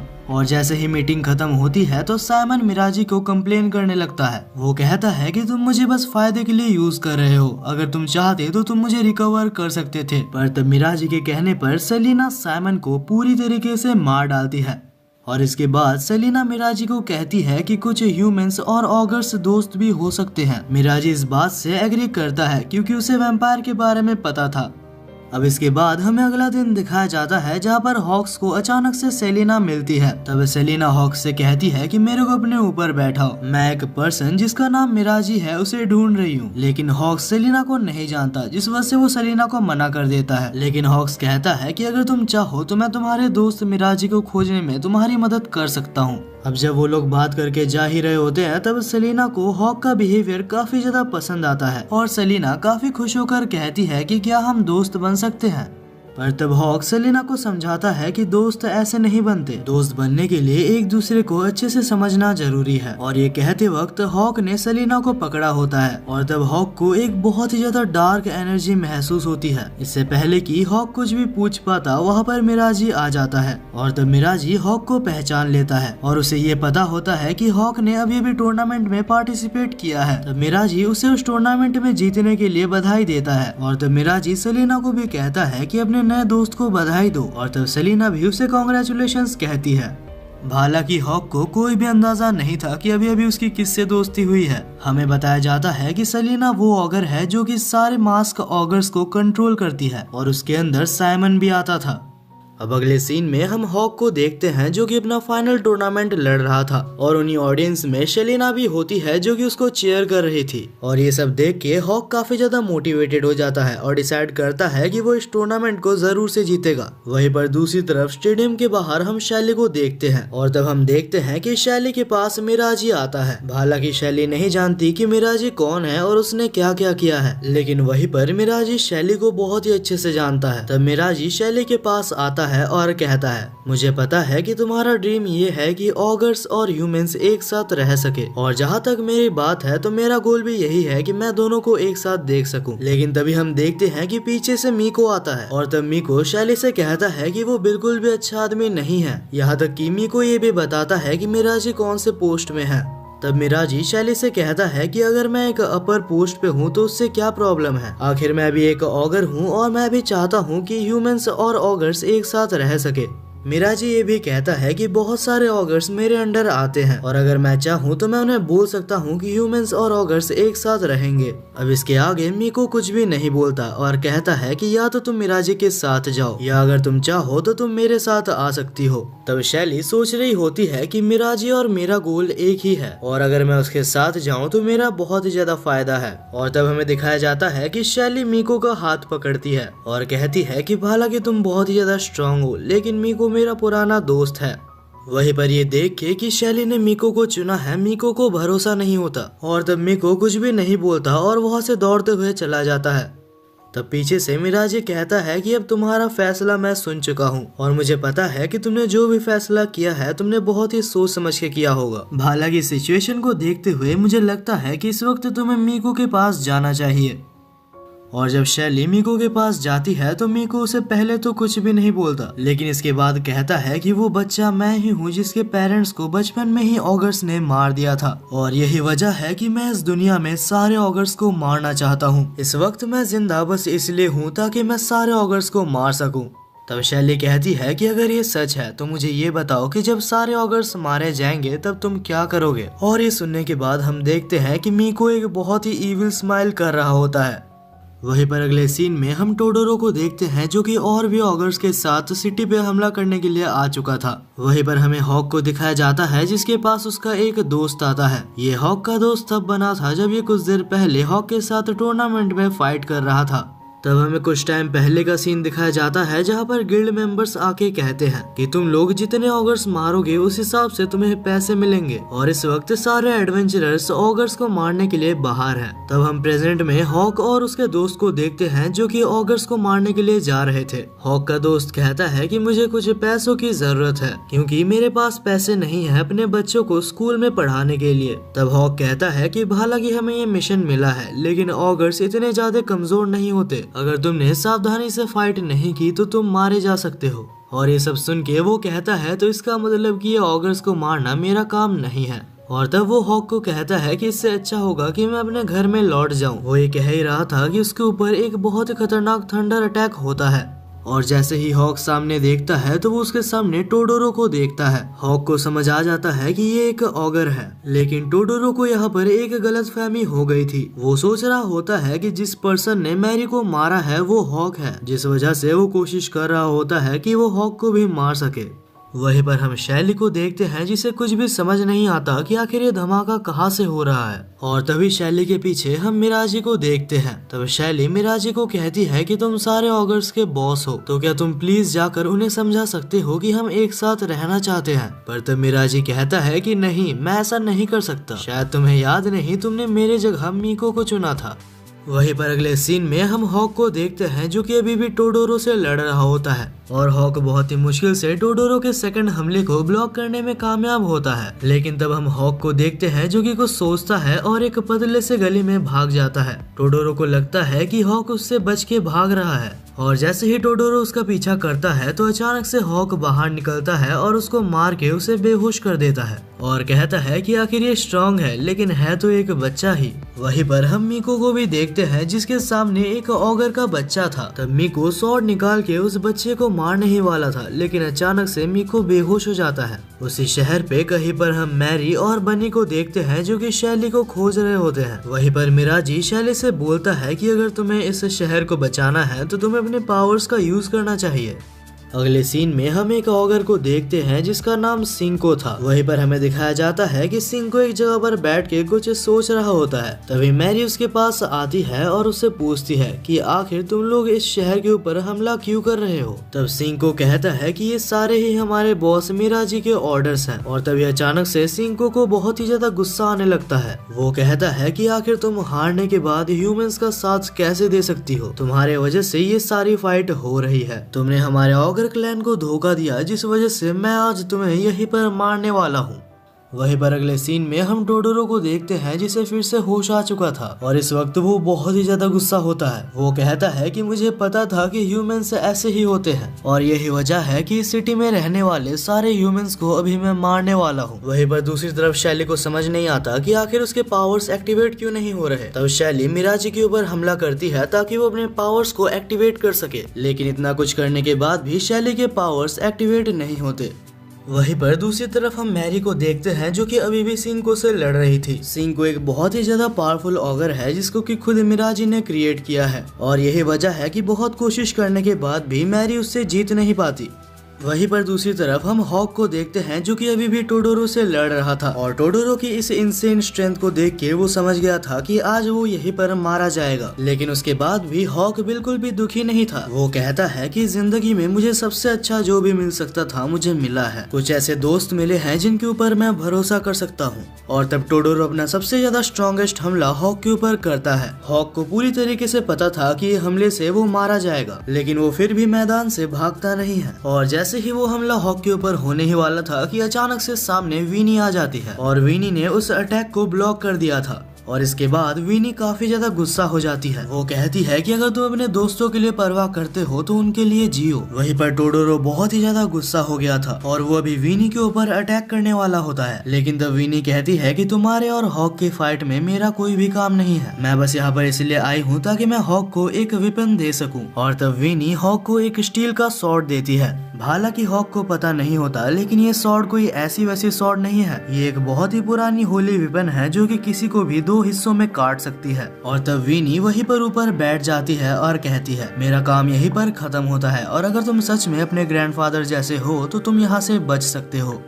वहीं पर अगले सीन में हम बनी को एक ईगल ऑगर से लड़ता हुआ देखते हैं और क्योंकि वो ईगल ऑगर काफी ज्यादा पावरफुल था तो एंजल ने बनी को फिर से उसी पावर को दे दी थी और उस पावर की मदद से बनी एक ही सेकंड के अंदर उस मॉन्स्टर को मार डालता है। हालांकि इस पावर ने बनी की बहुत ही ज्यादा एनर्जी को कंज्यूम कर लिया था। तब बनी पूरे होश में नहीं होती है, लेकिन वो फिर भी अपने दोस्तों को हेल्प करने के लिए जा रही होती है। वहीं पर हम हॉक को देखते हैं जिसने की बस एक ही अटैक के साथ टोडोरो के अटैक को 2 हिस्से में काट दिया होता है और साथ ही साथ वो हमला इतना ज्यादा खतरनाक होता है कि उसने टोडोरो को भी बेहोश कर दिया था। अगले सीन में हम टोडोरो को हॉस्पिटल में देखते हैं और जैसे ही टोडोरो को होश आता है तो उसके सामने मैरी थी और मैरी को जिंदा देखकर टोडोरो को पहले तो कुछ भी समझ नहीं आता, लेकिन फिर टोडोरो बहुत ही खुश हो जाता है और रोने लगता है। अगले सीन में हम शैली, मैरी और साथ ही में टोडोरो को देखते हैं जो कि सब बाहर थे और जब टोडोरो वहां से जाने वाला था तब मैरी पूछती है कि क्या तुम हमारे टीम में आना चाहोगे, लेकिन टोडोरो मना कर देता है और कहता है कि मैं कभी भी ह्यूमंस का साथ नहीं दे सकता। अगले सीन में हम टोडोरो को देखते हैं जो कि जब वहां से चला जाता है तो वो मिराजी के पास जाता है और वो मिराजी से बहुत ही गुस्से से पूछता है कि आखिर तुमने मुझे झूठ क्यों बोला कि मैरी मारी गई है। तो मिराजी कहता है कि मुझे माफ करना, मैंने तुम्हें ह्यूमंस के ऊपर अटैक करने के लिए कहा। और ये कहकर मिराजी टोडोरो के ऊपर हमला कर देता है और वो हमला इतना ज्यादा खतरनाक था कि टोडोरो वहीं पर मारा जाता है। और अब उसे मारने के बाद मिराजी हंसता है और कहता है कि मैं कितना अच्छा हूँ, मैंने तुम्हें अपने दोस्तों के पास भेज दिया जहाँ पर तुम आराम से बैठ के नर्क में उनके साथ बात कर सकते हो। अगले सीन में हमें शैली और बाकी सभी को दिखाया जाता है जो कि अभी एक नई कंट्री की तरफ जा रहे थे। अब इसके बाद हमें बहुत सालों पहले का एक सीन दिखाया जाता है जहां पर हम हीको नाम के एक लड़के को देखते हैं और ये पास्ट की स्टोरी कहीं ना कहीं मीको के पावर से जुड़ी हुई है। हमें बताया जाता है कि हीको के पेरेंट्स ने उसे बचपन में ही छोड़ दिया था और जब हीको बड़ा हो जाता है तो अपने पेरेंट्स को ढूंढने के लिए एक एडवेंचर में निकलता है और जब वो एक एडवेंचर में जाता है तो उसे एक डॉग भी मिलता है जो कि उसका पीछा कर रहा था, क्योंकि कुछ टाइम पहले हीको ने उसे थोड़ा सा खाना दिया था। कुछ टाइम बाद हीको को पता चलता है कि वो डॉग बात कर सकता है और इससे पहले हीको ने किसी भी जानवर को बात करते हुए नहीं देखा और हीको ये चीज को देख के काफी ज्यादा शॉक था। हालांकि तभी उसके सामने उसे उसके ही गाँव पे एक बहुत ही बड़ा ऑगर देखने के लिए मिलता है और जब हीको वहाँ पर जाता है तो वो देखता है कि वो ऑगर वहाँ पर मौजूद सारे लोगों को मार रहा होता है। हीको उस ऑगर के सामने आ जाता है और उसे रोकने के लिए उससे लड़ने की कोशिश करता है, लेकिन हीको को लगता है कि वो इसे नहीं हरा पाएगा, जिस वजह से वो कांप रहा होता है। और जब वो ऑगर हीको के पास आके उसके ऊपर अटैक करता है तो हीको उसे एक ही हाथ से रोक लेता है। ये देखकर कि हीको की स्ट्रेंथ इतनी ज्यादा है कि वो एक ऑगर से मुकाबला कर सकता है, उसके अंदर फिर से जोश आ जाता है और तब हीको की आंखें वैसे ही ग्लो करने लगती है जैसे कि मीको की करती थी। हीको के अंदर भी बहुत ही ज्यादा इंसेन लेवल की स्ट्रेंथ आ जाती है और वो वहाँ पर मौजूद सारे ऑगर्स को मारने लगता है और इसके बाद धीरे धीरे हीको को सारे लोग जानने लगते हैं। अब इसके कुछ टाइम बाद हमें दिखाया जाता है कि हीको अपने डॉग के साथ एक एडवेंचर में निकलता है अपने पेरेंट्स को खोजने के लिए। हालांकि एडवेंचर करते करते वो काफी ज्यादा स्ट्रांग बन चुका था, यहाँ तक कि हीको को एक ऑगर का आइलैंड भी दिखता है जिसे वो पूरी तरीके से खत्म कर देता है। और अब इतना ज्यादा एडवेंचर्स करने के बाद और इतने सारे ऑगर्स को मारने के बाद उसके पेरेंट्स को खोजने की इच्छा पूरी तरीके से उसके अंदर मर चुकी थी। तब हीको डिसाइड करता है कि वो और एडवेंचर नहीं करेगा और वो एक गाँव में एक अपना घर ले लेता है जहाँ वो आराम से रहने लगता है। अब इसके बाद हीको आराम से अपनी जिंदगी काट रहा था कि अचानक से एक दिन हीको के पास एक ऑगर आता है और वो रोते हुए कहता है कि हीको प्लीज मेरे बच्चे को बचा लो। और तब वो ऑगर हीको को पूरी स्टोरी बताता है। वो बताता है कि कैसे मैं एक ऑगर हूँ और मुझे एक ह्यूमन लेडी से प्यार हो गया, लेकिन ये ऑगर अपने ऑगर इंटेंशंस को काबू नहीं कर पाता और ये ऑगर तब अपने ही वाइफ को मार के खा लेता है। और जब वहाँ के विलेजर्स को पता चलता है कि एक ऑगर ने ऐसा किया है तब वो इसके ऊपर बहुत ही ज्यादा गुस्सा हो जाते हैं। वो विलेजर्स इतने ज्यादा गुस्सा थे कि उस बच्चे को उन्होंने एक पेड़ से बांध दिया था और जैसे ही उस बच्चे को विलेजर्स मारने वाले थे तब हीको आके उसे बचा लेता है। हीको उनसे कहता है कि इसमें बच्चे की कोई भी गलती नहीं है, लेकिन वो विलेजर्स बहुत ही ज्यादा गुस्सा थे और वो हीको की बात नहीं सुनते। बहुत ही मुश्किल से हीको सबको कन्विंस करके उस बच्चे को अपने घर में ले जाता है और जैसे कि आप लोगों को पता चल ही गया है ये बच्चा और कोई नहीं मीको है। वहीं पर अगले सीन में हम दोनों को ही हीको के घर में बैठा हुआ देखते हैं जहां मीको को लगता है कि उसके वजह से उसके माता पिता मारे गए और इस सिचुएशन को देख के हीको कहता है कि नहीं, मैंने तुम्हारे माता पिता को मारा है और अगर तुम्हें गुस्सा आ रहा है तो तुम मुझे मार सकते हो। तब मीको भी बहुत ही ज्यादा गुस्सा हो जाता है और वही पड़े स्वॉर्ड से वो हीको के ऊपर हमला भी करता है, लेकिन तब हीको कहता है कि अगर तुम्हें मुझे मारना है और अपने माता पिता का रिवेंज लेना है तो तुम्हें बहुत ही ज्यादा स्ट्रांग बनना पड़ेगा और जब तक तुम स्ट्रांग नहीं बन जाते कि तुम मुझे मार पाओ तब तक मैं तुम्हें स्ट्रांग बनाने की जिम्मेदारी लेता हूँ। कुछ टाइम बाद जब मीको वहाँ पर नहीं था तब डॉग हीको से पूछता है, मुझे पता है कि तुमने उसके माता पिता को नहीं मारा, तो आखिर तुम मीको का साथ क्यों दे रहे हो और तुमने ये तक कहा कि तुम उसे स्ट्रांग बनाओगे ताकि वो तुम्हें मार पाए। तब हीको कहता है कि क्योंकि मैंने ऐसे कहा तो अभी उसके पास एक गोल है, उसे स्ट्रांग बन के मुझे मारना है ताकि वो अपने माता पिता की मौत का बदला ले सके। और अगर मैं ऐसा ना कहता तो वो सिर्फ ये सोचता कि उसकी माता पिता की मौत उसके वजह से हुई है। हालांकि मीको उधर ही मौजूद होता है और वो चुपके से इन सारी बातों को सुन रहा होता है। अब अगली सुबह से ही हीको मीको को वो सारी ट्रेनिंग देता है जिससे कि वो स्ट्रांग बन सके और महीनों तक साथ रहने के बाद हीको और मीको बिल्कुल एक फैमिली की तरह बन गए थे। और क्योंकि इतना कुछ होने के बाद भी मीको ने कभी भी हीको को अपना असली नाम नहीं बताया था तो हीको भी उसे उसका असली नाम नहीं पूछता और उसका नाम मीको रखता है। वो दोनों ही अपनी लाइफ को खुशी खुशी जी रहे थे, लेकिन एक दिन अचानक से हमें कहीं दूर एक बहुत ही ज्यादा स्ट्रॉन्ग ऑगर को दिखाया जाता है। वहीं पर दूसरी सीन में हम हीको और मीको को देखते हैं जो कि एक पहाड़ पे बैठे थे और तब हीको कहता है कि अभी तुम पहले से बहुत ही ज्यादा स्ट्रांग हो और इस वक्त अगर तुम चाहो तो तुम एक एडवेंचर में जा सकते हो। लेकिन हीको को छोड़ के मीको कहीं भी नहीं जाना चाहता। मीको कहता है कि अगर आप भी मेरे साथ एक एडवेंचर में जाओगे तो मैं भी आपके साथ चलूंगा। अब इसके बाद हमें बहुत दिन बाद का सीन दिखाया जाता है जहाँ पर मीको कहीं काम से गया होता है और उसे एक बहुत ही ज्यादा बैड फीलिंग आ रही होती है जैसे कि उसे तब आया था जब उसके माता पिता को कुछ ऑगर्स ने मार दिया था। और जब फाइनली मीको वहाँ पर पहुँच जाता है जहाँ उनका घर हुआ करता था तब वो देखता है कि वो पूरा विलेज डिस्ट्रॉय हो चुका है और वहाँ पर हमें उसी ऑगर को भी दिखाया जाता है जो कि हमें कुछ दिन पहले दिखाया गया था। हालांकि वो इतना ज्यादा स्ट्रॉन्ग था कि वो हीको को भी मार डालता है, लेकिन मरने से पहले हीको हीको मीको को पास बुलाता है और कहता है मुझे माफ करना कि मैं तुम्हारे साथ तुम्हारे जर्नी पे नहीं जा सकता। और तब वो ये भी कहता है क्योंकि मैंने तुम्हें ये भी प्रॉमिस किया था कि जब तक तुम स्ट्रांग नहीं बन जाते मैं तुम्हारे साथ रहूंगा, तो मेरे जगह मेरा ये स्वॉर्ड तुम्हारे साथ रहेगा। और इसके बाद जब हीको मारा जाता है तो हीको के अंदर से एक रोशनी निकलती है जो कि सीधा ही मीको के अंदर चली जाती है। और इसके बाद से ही मीको इतना ज्यादा पावरफुल बन गया कि वो किसी को भी मार सकता है। तब वो हीको का स्वॉर्ड लेता है और जिस ऑगर ने उसे मारा था उसके पास जाके उसे एक ही सेकंड के अंदर मार डालता है। और वहीं से मीको की एडवेंचर भी चालू होती है। वहीं पर हम प्रेजेंट में देखते हैं जहाँ पर हात्सुमी मीको को उठाकर ले जा रही थी क्योंकि मीको कुछ देर पहले बेहोश हो गया था। और तभी हमें उस डॉग को भी दिखाया जाता है जो कि कुछ सोच रहा होता है। वो सोच रहा होता है कि मीको अभी पहले जैसा बिल्कुल भी नहीं है। मीको को अभी कुछ बहुत ही अच्छे दोस्त मिले हैं और शायद वो मीको को पहले जैसे करने में कामयाब रहे। और यार फाइनली इसके साथ ही ये एनिमे यहीं पर खत्म होता है। ये वीडियो इस एनिमे का सीजन 1 था और अगर इसका सीजन 2 आता है तो मैं आपके लिए उस वीडियो को जरूर से एक्सप्लेन करूंगा। बाकी इस वीडियो को बनाने में मुझे बहुत ही ज्यादा मेहनत लगी है, तो कमेंट बॉक्स आपके लिए खुला है। मुझे इतना सा जरूर से बता के जाना कि आउट ऑफ 10 आप इस एनिमे को कितना रेट करोगे। और जहाँ तक मेरी बात है तो मैं इस एनिमे को 8/10 की रेटिंग देता हूँ। और यार सच में मैं चाहता हूँ कि हमारे 50,000 की फैमिली बहुत ही जल्दी कंप्लीट हो जाए। तो अगर आप में से एक भी जन ने इस चैनल को सब्सक्राइब किया तो हम अपने गोल के बहुत ही ज्यादा करीब आ जाएंगे। और ये गारंटी मेरी है कि इस चैनल पे सबसे अच्छे एनिमेज आएंगे। तो तब तक के लिए मिलते हैं एक और नए वीडियो पर।